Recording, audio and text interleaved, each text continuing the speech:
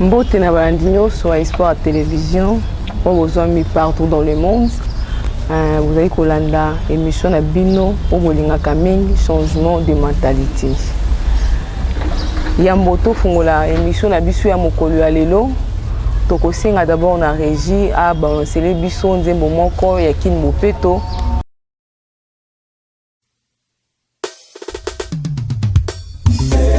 Salongo, on fait la force. Salongo, Salongo, opération. Le gouverneur Chantini Ngobila, grand part.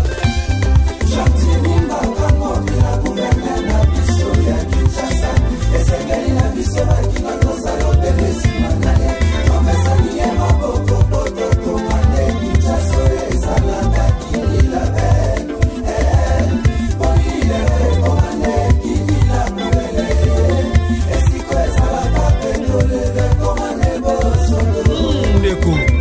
Kabola salité na bafulu na biso biloko oyo epolaka tote yango na esika na yango oyo epe epolaka te tote yango mpe na esika na yango lolenge ya sachet plastique molangi linzanza phénomène cheke na puluna sécurité plus jamais mpe baroulage na bacarrefour toboyi tracasserie plus jamais bateki na wete toboya salite mpe na biloko kolia na babar na baeglise totika nuisance sonore. Respecter les droits des autres.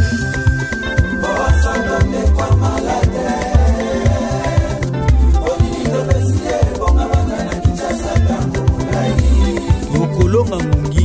obela bopeto. Yokobaka salita lopango na yo na balabala ya leta. Et pourtant chariot ya célébrité koleka. Dako sanga kibomoto lingo bebisa kapitale ya Congo. Kini Kinshasa Tozalande bato kasi banyama te. Changement de mentalité. Chantini makambo bila lobi. Isope ba population ya mboko yo. Abumese bachapika tena ya balabala. Ateki ya sando kambela liberté. Mama lewa bakupira bashaye. Mopeto affaire bakina. Tous concernés, tous engagés, Kinshasa Mopeto.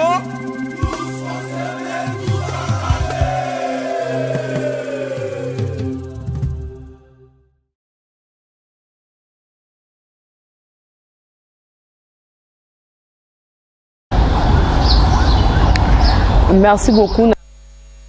Na loyembo kitoko auti kotila biso. Na émission na bino ya changement de mentalité. Toye kosenga na bandeko kinois, bandeko congolais. Toto sakape. Toyo kakape. Pona nini congolais yo kakati. Pona nini congolais soki ba pekisi likambo o kaka ba pekisi yango kaka okeko sala. Pona nini. Yango na sengi batila biso d'abord mo oyo ministre ya intérieur alobaki ndenga bino tozongi na sima. Après plusieurs rencontres avec les 24 bourgmestres de Kinshasa sur la nuisance sonore, l'insalubrité et l'encombrement de la voie publique transformée en lieu de négoce, le ministre provincial de l'Intérieur hausse les tons. Toute personne qui veut exercer une activité doit se trouver au moins à 15 mètres de la route principale ou de la route. Ces différentes avenues qui sont concernées, l'avenue Isiro, Justice, 30 juin, Sergent Moké,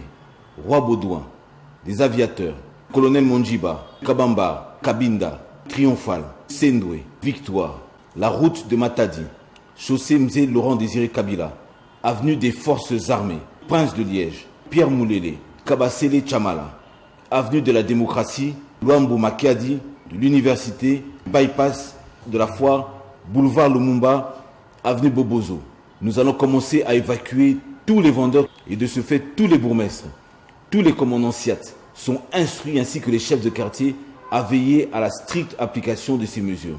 Et de surcroît, nous rappelons aussi les autres mesures. L'utilisation des instruments sonores dans les églises avant 9h et après 15h. La vente des boissons alcoolisées au niveau des terrasses et des bars et autres seulement du lundi au vendredi de 18h à 23h, samedi de 18h à minuit, dimanche et jour férié de 11h à minuit. Nous rappelons l'application stricte de ces mesures qui sont seuls garants d'une bonne administration et aussi du maintien de l'ordre public. Et cela est basé sur le programme de Kinshasa-Bopeto, qui veut dire aussi l'assainissement passe par l'application, l'exécution et l'obéissance des textes tels que mentionnés ici. Devant une telle détermination du ministre, il devient évident que les récalcitrants ne s'apprendront qu'à eux-mêmes. Nandimi ki Olanda discours oyo ya ministre provincial intérieur o auti ko yebisa biso bande ko na biso ba congolais il faut tozala vraiment na botosi na respect na mibeko oyo ba kondi na biso ayi kozwa pona biso ezaka pona bolamu na biso soki tozongi mwasima totali likama o munene komaki na bande ko na biso ya matadi kibala ekoki kopesa biso mayele te. Tant que le gouvernement a mis beaucoup de gens pour l'intérêt de biso, pour la sécurité de biso, et pour ça que biso n'est pas la malam. Pourquoi biso ba kinois, pourquoi biso ba congolais toujours mato imangongi même place pour moi que liwo ezali, mais bon que komeka soki pe ya so que liwo ne bomayo. Est-ce que bande kuna biso ba kufa kina matadi kibaya bazala ba yeba ke mukolo wandi ba koyeba ko kufa. Bande kuna nga boyoka. Tozala vraiment na botosi ya mibeko oyo bakondi ba ekozwa butu tozana na botosi na mibeko oyo ekokita butu pe moi na kati na biso kotia mutu tetite koloba te ke o mutu mwinda kufaka boye te ya na ngai liwa mukolo yaka elakaka te pesaka pe jour te epesaka pe date te eya kaka brisque nde bakake mutu akufaka miyebaka te ke leo ndo akufa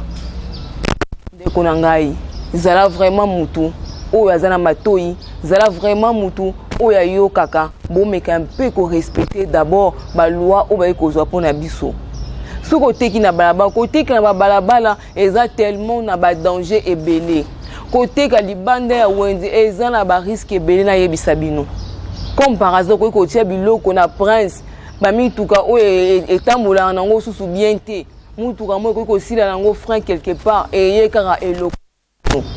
on peut teka liboso na ba moto koti bino gouvernement eko sala ekaka na bolamu na biso ezaka ngande po banko sunga biso mabe ekomela biso te bande ko nanga vraiment toyoka to bakonza mboka bazali ko koloba butu pe moi ezaka ka pona intérêt na biso. Deuxième point na ngai ya mukolo ya lelo tokolobela vraiment code de la route. Na code de la route, ezali vraiment mawa pe pasi. Tous les côtés comportement ya bandeko na biso ba policier, comportement ya ba roulage, comportement ya ba chauffeur, ezali vraiment eloko moko tolobela ka mikolo nyonso na ebite bandeko na biso bayokaka to bayokaka te. Bandeko na biso ba policier. Policier aza wana pona ko sécuriser population ye na ba bien na ye mais non pona ko botola yesu zo ezali ba bien na ye yo za wana pona sécurité yo za wana pona ko yeba ko bomba mabe moko ekomela mutu bozane pembeni te. Pourquoi policier ko se permettre ko ta na mutu ubusa ni kitambo zo wela contact wana oya memi na kasa mini ya mutu kane wana eza milimo ya bato soki accident soki problème soki likama yo ko kimana yo muninga kozwa problème mabote ko bungisa bandeko na bango ezali vraiment malamu te. Comportement ya ba roulage tomona ki dernièrement awa roulage a koti na kati ya mutuka ya mutu aza ko senga amende ye moko komi OPJ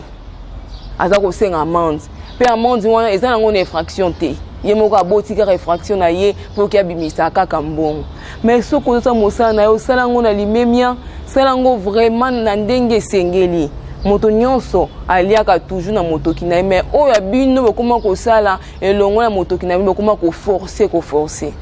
tant moninga tiki ndako na ye abima ye ko sala tant moninga tiki liboto na ye abima ye ko sala ezaka epoke alukela bana ye moma tembele alukela bango mwa madesu abima suna nzela ngo yo pe lisusu bani su ko nyokola ye kaka yo pe kande ko na ye moko congolais to lingana vraiment to tika tracasserie eleki tellement ebele tracasserie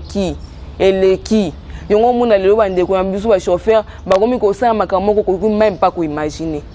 azobanga question na l'équipe persona roulage wana to policier na kosenga nga 200 to kosenga nga 300 est-ce que yango nde batindela kiyo musala o batindela kiyo est-ce que eza yango bandeko na ngai to sala vraiment musala ndenge sengi o eza ko fingisa vraiment gouvernement mobimba o eza vraiment ko fingisa batu nyuso o ba ko travailler na gouvernement o et comment ça m'a comme si que ba futa rabino salaire te yango bokomi ko telema na banzela pona ko ba ko tracasser ba mituka mususu bandeko na nga ba chauffeur bandeko na nga ba receveur boye ba toujours kenzela ezali wana bino bozanga pona ko ba ko sala musala pona ko ba ko aider bandeko ba chauffeur ba ba ko zonga na nzela yango wana na sengi na régie aya ba ko tira biso image oyo ya roulage wana bakanga ki na kati ya mutuka ya ndeko moko ndenga na bino tozongi na sima.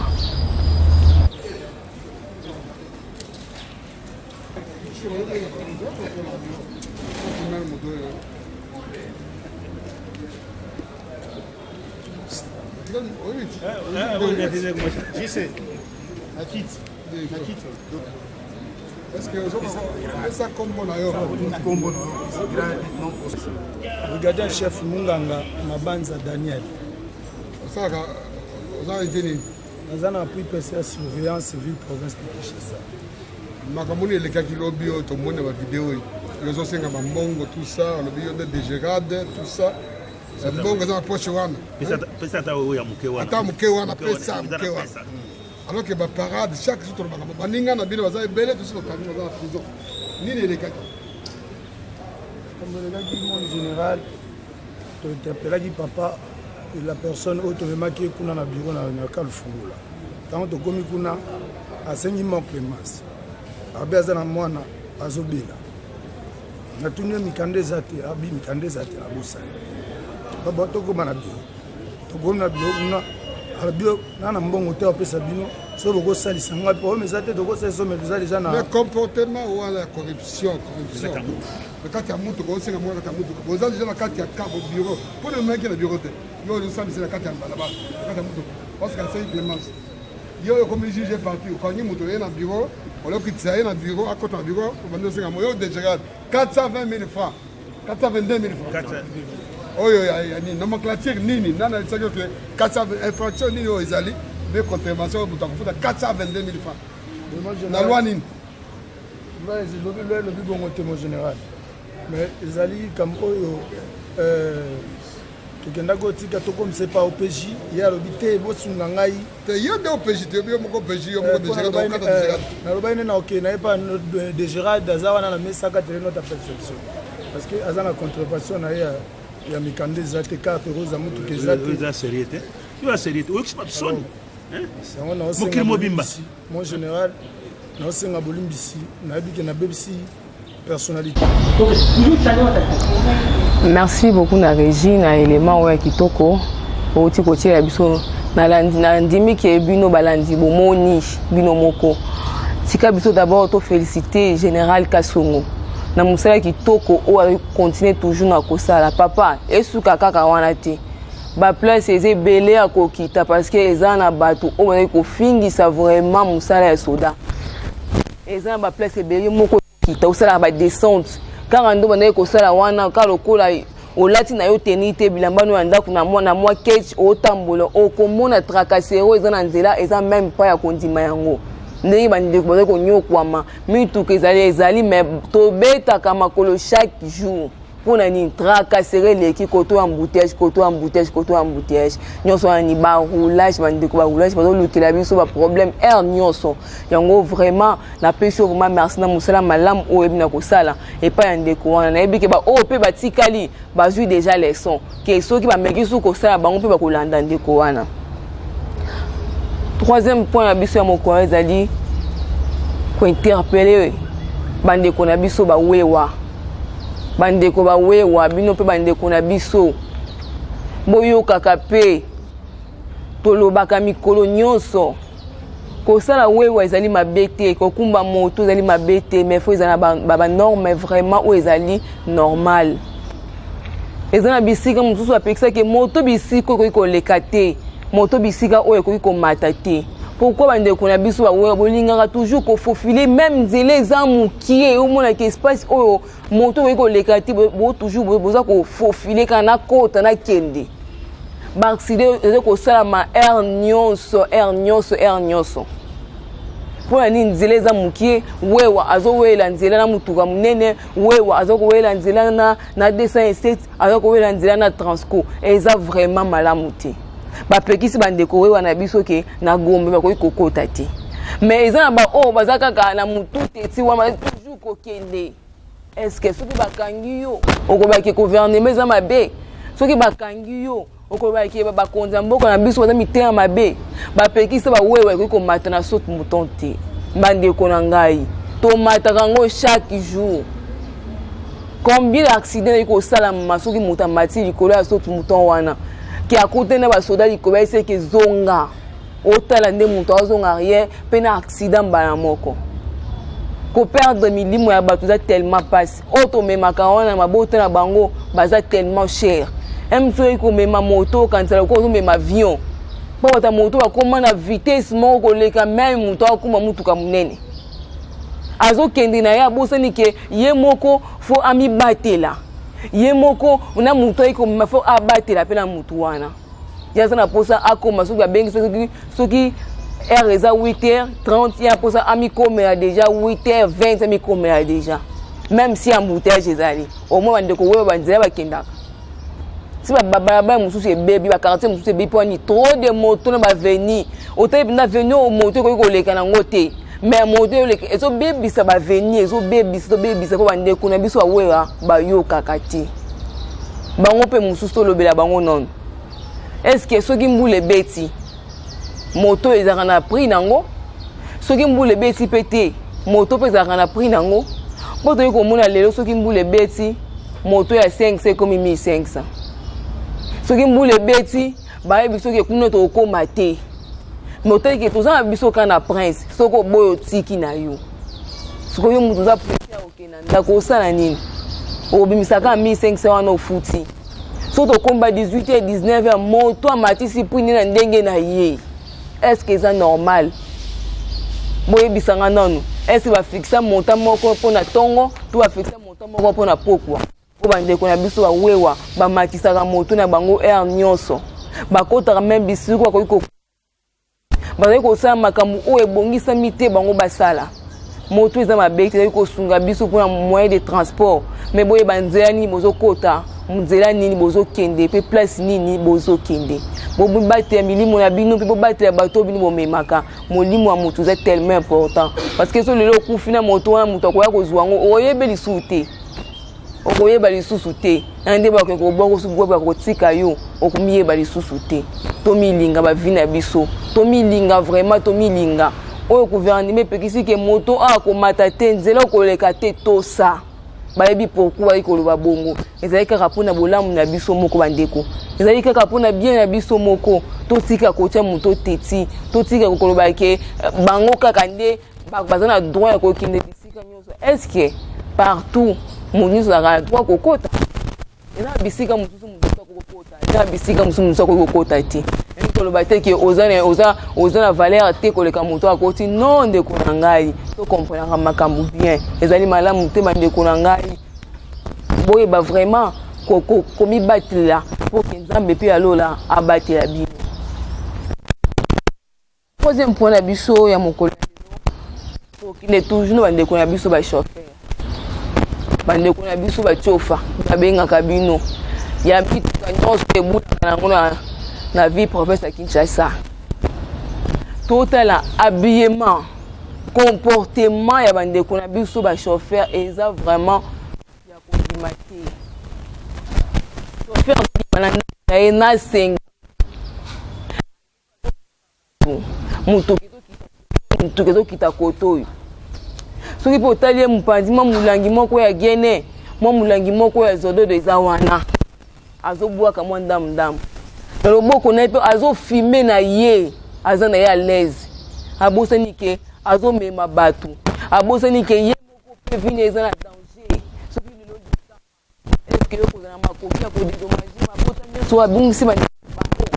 bandeko na nga ba chauffeur pe ba chauffeur bino pe mususu mokoma ko nyoko la biso na transport le quoi to zab étranger na mboka oyo transport ya 500 francs et comment tina 1500 oh zandu $1 zandu $1 transport et comment ya $1 pe en plus pour na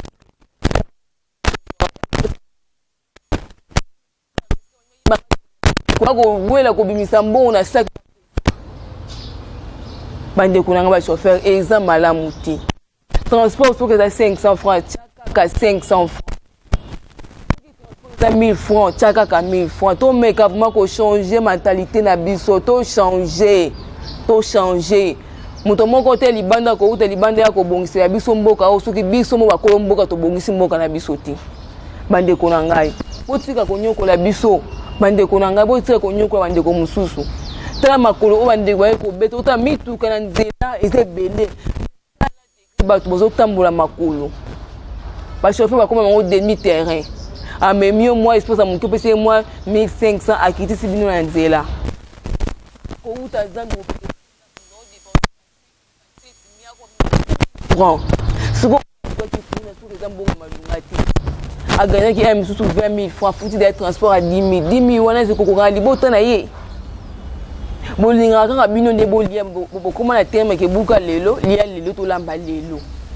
bolingi nyonso bozwa kaka lelo est-ce que tout buli lelo okangisi mbongo mais est-ce que mbongo na kaya ngondo so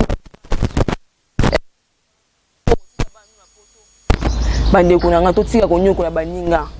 to tika konyoko aninga soki transport eza 500 francs sala mosala na yo na boso nyonso même za ba ko pambola yo soki transport ya 500 francs soki transport eza 1000 francs 50 000 francs na dipete point au commande transport mutu 500 au commissaire transport mati 1000 francs au Congo et variaka air nyonso bakomba ba chauffeur bazo do baki bozo bokondana kanga mingi ba chauffeur to senga bona c'est pour que ba soda ba mingi ba bande kona biso ba soda kula kisa carte exam abete exact na bango mais il faut oyeba bande konanga il faut oyeba msuna mutuka moko bomati msusu 4 to 5 policiers bande konanga boza pena mutea malamu muninga bimi tonga atiki libota na kiko luka mbongo soki transport eza 1000 francs soko longoli 500 francs pesi yo la kisi carte est-ce que koloba mabe tout transport eza 500 francs bitende konanga zota moi 300 ota moi 200 francs oyo pour que bana ko sunga po bima ki ko sa musala ngapi na bibina ki musala est-ce que koza mabe poto ko mona bande ko mususu basoda amati na mutuka bazana bango beleko osenga yembongo la kisi carte osenga yembongo la kisi carte yo bande ko chauffeur ko bakoma pe na initiative na bango ke mbongo na se avant mata mbongo na se soko pesi mbongo te okomata te mais ça il ne maman ko ya ko soutenir te ngana za ko soutenir yango te ko boya yango vraiment na mutema na nga mobimba to changer mentalité na biso to changer mentalité na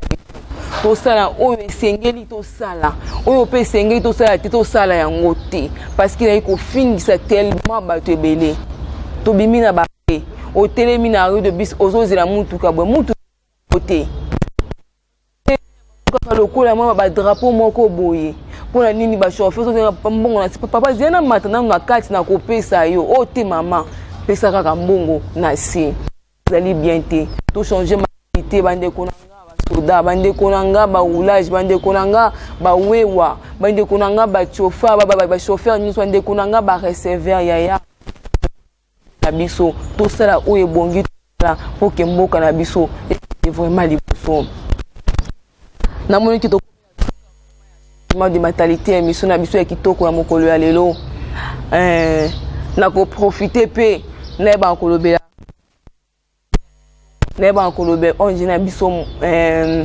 ACD on a ko former ba jeunes congolais ba jeunes kinois nyonso oyo vandi na ndaku ya mwasi ya mobile aussi ce qui est là si to tanga kate yaka misala tellement ebele ya ko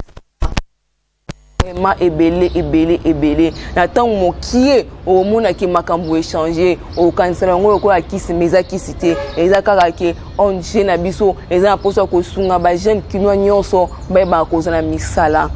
na bosani te bongo koyebi kopesa mbote na famille mobimba ya Espoir Télévision na moto asungaki nga kuna na nsima ya caméra Joël na bosani te famille Kiwongi famille Bayaluka bino nyonso balandi ya Espoir Télévision nga na bino tokutani mbala na nsima. Au revoir.